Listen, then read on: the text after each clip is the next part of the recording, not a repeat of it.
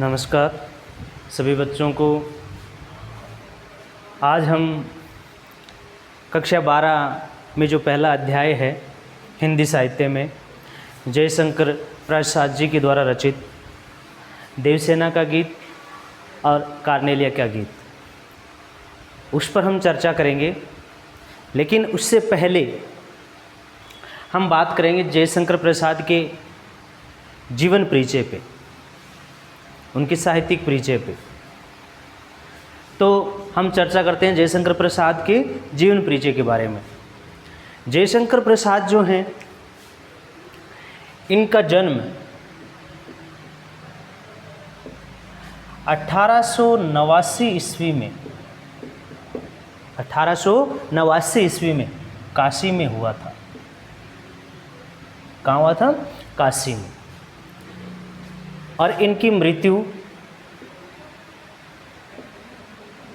1937 ईस्वी में, यानी जयशंकर प्रसाद का जन्म 1889 ईस्वी में और मृत्यु 1937 ईस्वी में। ये परिचय से संबंधित प्रश्न पूछा जाता है और उसमें ये बातें हमें बतानी होती हैं।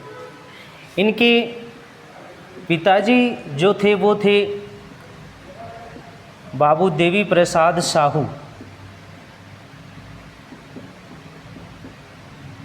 बाबू देवी प्रसाद साहू और माताजी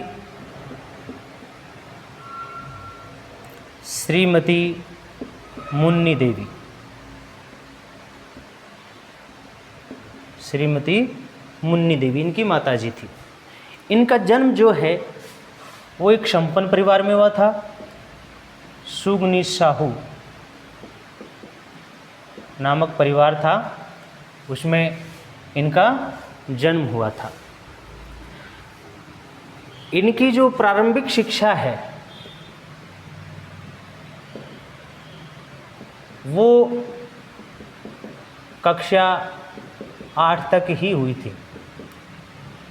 इनकी जो प्रारंभिक शिक्षा है वो 8वीं तक ही हो पाई थी। परंतु बहुमुखी प्रतिभा के धनी देव प्रसाद जी और इन्होंने स्वाध्याय के द्वारा हिंदी, अंग्रेजी, उर्दू और पाली, इन भाषाओं का भी ज्ञान हासिल कर लिया। यानी हिंदी के साथ साथ अंग्रेजी, उर्दू और पाली का भी स्वाध्याय के द्वारा इन्होंने ज्ञान हासिल कर लिया। साहित्य में भी इनकी रुचि थी, शुरू से ही, बचपन से ही साहित्यिक रुचि वाले थे। और इतिहास, दर्शन, पुरातत्व, इनके भी ये प्रखंड विद्वान माने जाते हैं। इन विषयों में भी इनकी अच्छी रुचि थी। बात करते हैं हम इनके स्वभाव की कि ये स्वभाव से कैसे थे। तो जयशंकर प्रसाद जो हैं वो स्वभाव से बिल्कुल शांत, गंभीर,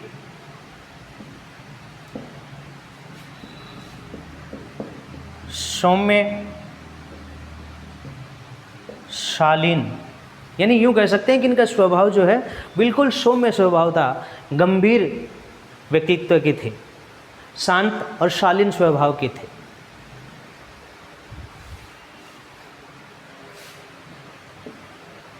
इनके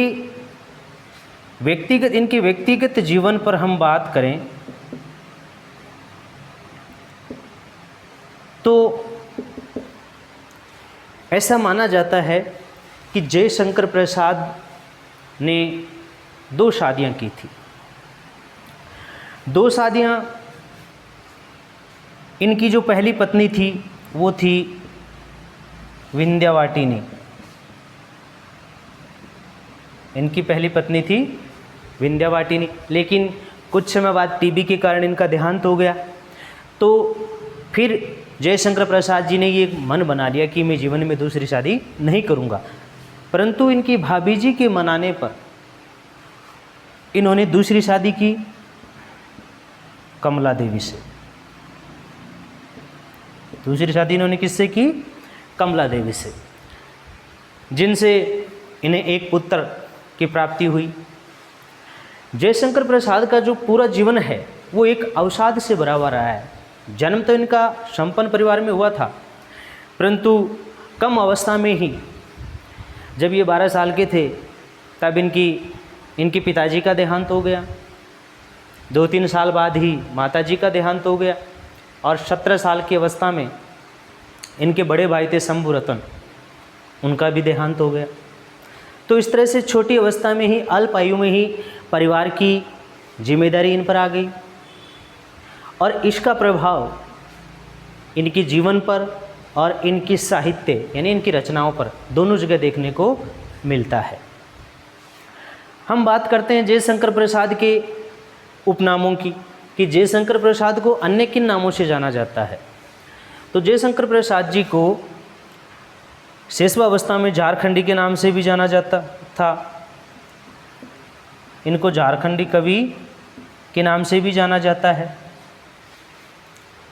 और ऐसा भी माना जाता है कि इनके काव्य में क्लिष्ट जो शब्दावली है उसके आधार पर इनका ये नामकरण हुआ माना जाता है। परंतु कई जगह ऐसा देखने को मिलता है कि इनका ये नाम शेषवावस्था में ही पड़ गया था। इनको पुरातनपंथी कवि के नाम से भी जाना जाता है, पुरातनपंथी भी कहा जाता है। पुरातनपंथी इसलिए कहा जाता है कि इनकी जो रचनाएं हैं, मुख्य रूप से जो नाटक हैं, उनकी रचना पौराणिक आख्यानों के आधार पर हुई है, इसलिए इनको पुरातनपंथी भी कहा जाता है। इनके रचना संसार की हम बात करें तो इनके रचना संसार में हम देखते हैं कि प्रसाद जी जो है वो मूल रूप से एक कवि है। प्रसाद जी मूलतः एक कवि है। मूलतः प्रसाद जी क्या है? कवि है। परंतु इन्होंने गद्य साहित्य में भी उच्च कोटि की रचनाएं लिखी हैं, जैसे नाटक हैं, कहानी है, उपन्यास है, एकांकी है। तो इन विधाओं में भी इन्होंने उच्च कोटि का लेखन कार्य किया है, लेकिन मूल रूप से ये कवि हैं। इनकी जो रचनाएं हैं उनमें जैसे काव्य संग्रह हैं, हम इनकी काव्य संग्रह की बात करें तो इनके जो काव्य संग्रह हैं उनमें झरना, लहर, आंसू,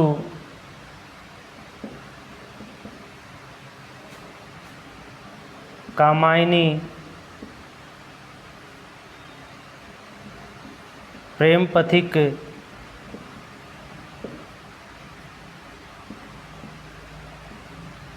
चित्राधार,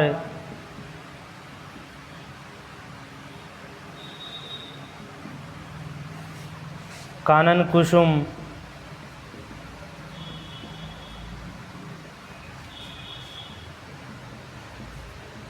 महाराणा का महत्व,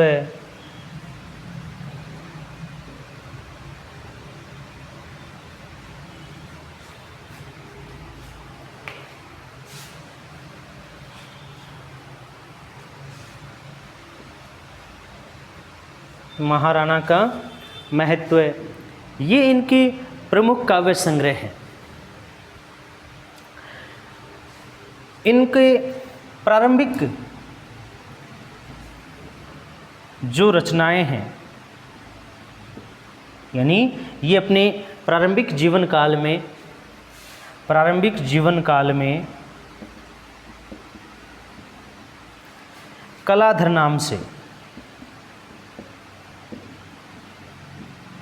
और ब्रज भाषा में लेखन कार्य करते थे। जयशंकर प्रसाद जो हैं वो अपने प्रारंभिक जीवन काल में किस नाम से? कलाधर उपनाम से। और किस भाषा में लेखन कार्य करते थे? ब्रज भाषा में। ये ध्यान रखने योग्य बात है। तो इनके काव्य संग्रह के अलावा इन्होंने जो अन्य विधाओं में लेखन कार्य किया है उनमें नाटक, और नाटक में सज्जन,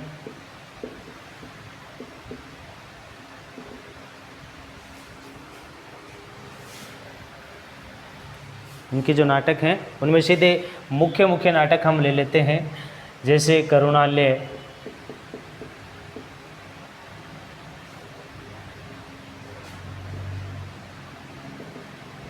स्कंदगुप्त, चंद्रगुप्त,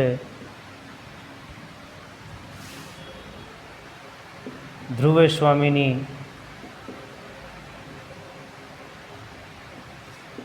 विशाख, जनमेजय का नागयज्ञ,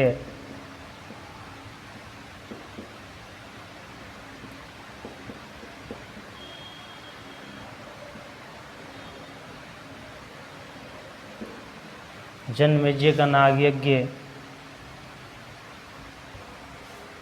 ये इनके कुछ प्रमुख नाटक हैं।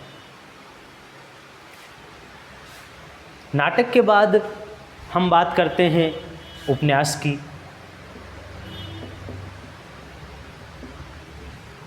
उपन्यास जो इनके द्वारा लिखे गए हैं वो हैं कंकाल, तितली, इरावती। ये उपन्यास प्रसाद जी के द्वारा लिखे गए हैं, और इरावती उपन्यास जो है वो इनका अपूर्ण उपन्यास है। इरावती जो है इनका अपूर्ण उपन्यास है। इनकी बात करें कहानियों की, तो कहानियों में इन्होंने, इनके जो कहानी संग्रह हैं उनमें आंधी, छाया, प्रतिध्वनि, आकाशदीप,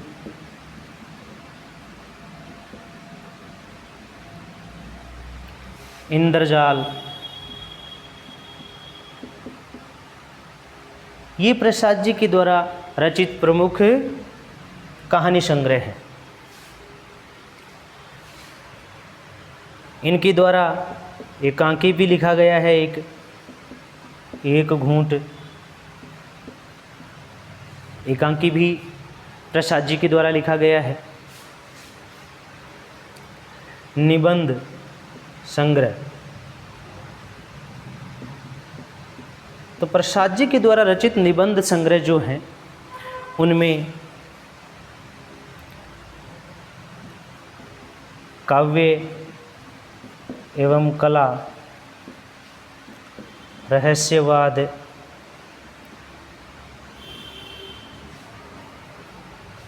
ये निबंध संग्रह हैं जो प्रसाद जी के द्वारा लिखे गए हैं। अब बात करते हैं हम इनकी विशेषताओं की, कि ये जो रचनाएं प्रसाद जी के द्वारा रचित हैं किस प्रकार की हैं। इनकी जो कामायनी रचना है वो सबसे प्रसिद्ध रचना मानी जाती है, जो इन्होंने 1935 में लिखी थी। सबसे इन पर इसको मंगला प्रसाद पारितोषिक भी प्राप्त हुआ था। प्रसाद जी जो हैं उनके द्वारा रचित जितना भी साहित्य है, तो उनमें जो कविताएं हैं और जो कहानियां हैं, इनकी जो ये कहानियां हैं और जो काव्य संग्रह हैं, उनको जब हम पढ़ते हैं, देखते हैं, तो उसमें हमारी भारतीय संस्कृति की और उसके आदर्श मूल्यों की झलक देखने को मिलती है। ये इनकी विशेषता है। इनके जो नाटक हैं इनमें प्राचीन भारतीय संस्कृति की झलक देखने को मिलती है। और संपूर्ण साहित्य की अगर हम बात करें तो इनके संपूर्ण साहित्य में जो एक राष्ट्रीय चेतना की भावना है, राष्ट्रीय जागरण की जो भावना है, वो देखने को मिलती है। तो इस प्रकार प्रसाद जी के द्वारा जो रचित साहित्य है उसमें छायावादी विशेषताएं तो हैं ही हैं, क्योंकि प्रसाद जी मूल रूप से छायावादी कवि हैं।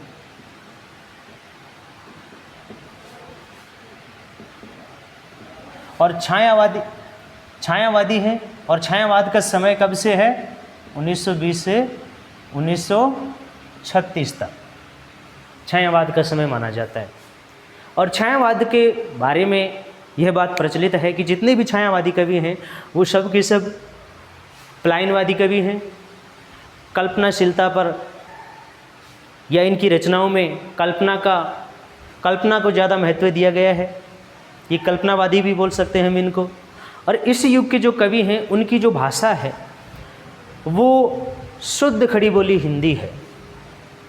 और जयशंकर की भाषा में, जयशंकर प्रसाद जी की भाषा में संस्कृत निष्ठ भाषा बोल सकते हैं हम, जिसमें तत्सम शब्दावली की प्रधानता देखने को मिलती है। परंतु इनको छायावाद का ब्रह्मा भी कहा जाता है। प्रसाद जी को छायावाद का ब्रह्मा भी कहा जाता है, या छायावाद का उन्नयन कवि भी कहा जाता है, उन्नयन करने वाले कवि। तो हमारी जो पाठ्य पुस्तक है उसमें इनका एक नाटक है स्कंदगुप्त और दूसरा है चंद्रगुप्त। इन दो से इनके दो गीत लिए गए हैं। एक तो है देवसेना का गीत और दूसरा है जो स्कंदगुप्त से लिया गया है, और दूसरा है कार्नेलिया का गीत। स्कंदगुप्त से जो पहला गीत इनका लिया गया है देवसेना का गीत, उस पर हम चर्चा करेंगे। तो देवसेना गीत जो है वो सबसे पहले तो यही बात हमें या हमसे पूछी जा सकती है कि देवसेना का गीत प्रसाद जी की कौन सी रचना से लिया गया है या कौन सी रचना से संकलित है। तो वो रचना कौन सी है? स्कंदगुप्त। अब देवसेना के गीत में किस बात पर बल दिया गया है तो उस पर हम बात करते हैं कि देवसेना का जो गीत है उसमें देवसेना अपनी वेदना प्रकट कर रही है, अपनी व्यथा प्रकट कर रही है। देवसेना जो है वो मालवा के राजा बंधु वर्मा की बहन है, और उस समय हुणों का आक्रमण होता है, और उस आक्रमण में देवसेना के परिवार के सारे सदस्य वीरगति को प्राप्त हो जाते हैं। देवसेना अकेली रह जाती है, और अपने भाई बंधु वर्मा के सपने को साकार करने के लिए वो राष्ट्र सेवा का व्रत धारण कर लेती है, यानी व्रत ले लेती है कि मैं अपने भाई के सपने को साकार करूंगी। परंतु मन ही मन देवसेना जो है वो स्कंदगुप्त को चाहती है, और स्कंदगुप्त जो है वो उस समय मालवा के ही धन कुबेर की पुत्री थी विजया, उसको चाहता है, उसके ख्वाब देखता है। जब देवसेना अपना प्रेम प्रस्ताव स्कंदगुप्त को भेजती है तो स्कंदगुप्त उसमें विजय के प्रेम में था, उसको पसंद करता था, और देवसेना स्कंदगुप्त को। तो उस प्रस्ताव को अस्वीकार कर देने के कारण देवसेना जो है वो आहत, उसको चोट पहुंचती है, वो दुखी हो जाती है, क्योंकि जिसके वो सपने देख रही थी उसको वो पा नहीं सकती। और उस समय देवसेना पूरी तरह से टूट जाती है। परंतु जब वो जीवन के अंतिम पड़ाव पर होती है, जब वो पूरी तरह से आहत हो चुकी होती है, टूट चुकी होती है, तो वो आजीवन अविवाहित रहने का व्रत धारण कर लेती है देवसेना कि मैं जीवन में अब कभी शादी नहीं करूँगी। परंतु जब जीवन के अंतिम पड़ाव पर होती है तो उस समय एक नया मोड़ आता है जीवन में, और वो नया मोड़ क्या है कि स्कंदगुप्त जो है वो जीवन के अंतिम मोड़ पर स्वयं देवसेना के पास वापस वही प्रणय निवेदन भेजता है, अपना प्रेम प्रस्ताव भेजता है। परंतु तब तक देवसेना तो अपनी पूरी जो इच्छाएं थी उनको त्याग चुकी होती है, और एक राष्ट्र सेवा का व्रत धारण कर चुकी होती है और वो एक आश्रम में रहने लग जाती है प्राणदत्त के साथ और वहाँ भीख मांगकर अपना जीवन यापन करती है। परंतु जब वो प्रेम प्रस्ताव स्कंदगुप्त का देवसेना के पास जाता है तो देवसेना उसको ठुकरा देती है, अस्वीकार कर देती है। और अस्वीकार करने के बाद वो स्वयं से कहती है, यानी दुखी होती है कि जिसको उम्र भर पाने की चाहत रखी उसको मैंने द्वार से लौटा दिया, यानी वापस भेज दिया।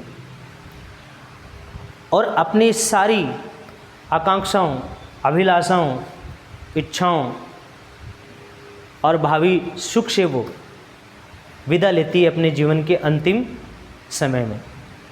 और यहीं से उसके इस गीत की शुरुआत होती है। तब वो ये गीत गाती है, आह वेदना मिली विदाई।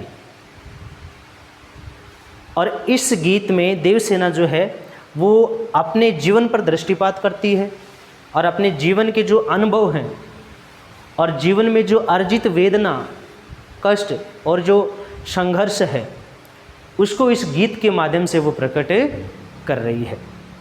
तो ये था देवसेना का गीत। अब हम इस देवसेना के गीत को यहाँ उस कविता को अगली कक्षा में पढ़ेंगे। तब तक के लिए धन्यवाद। और सभी बच्चे जो इस क्लास को देख रहे हैं उनसे एक विनम्र निवेदन है कि वीडियो देखने के साथ साथ वो चैनल को सब्सक्राइब भी करें ताकि हमारा उत्साह बढ़े और हम आगे की क्लास से आप निरंतर हमसे यानी जुड़े रहें। धन्यवाद।